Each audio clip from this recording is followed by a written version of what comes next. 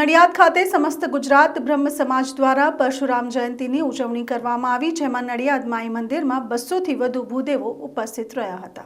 ભગવાન શ્રી વિષ્ણુના છઠ્ઠા અવતાર એટલે પરશુરામ ભગવાન આજે અખાત્રીજના દિવસે પરશુરામ જયંતીની નડિયાદ સહિતના સમગ્ર જિલ્લામાં ઉજવણી કરાઈ છે।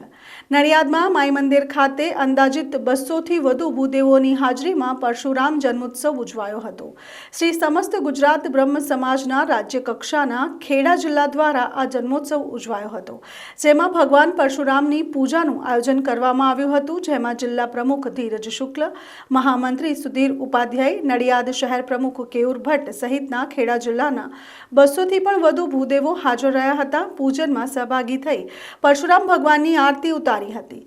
જિલ્લા પ્રમુખ ધીરજ શુક્લા સાથે હોદ્દેદારોએ માઈ મંદિરના માઈ ધર્મ પીઠાધીશ્વર હરેન્દ્ર પ્રસાદ મહારાજ દ્વારા બ્રાહ્મણ સમાજ અને સર્વ સમાજને અપાતી સેવા માટે આભાર વ્યક્ત કર્યો હતો।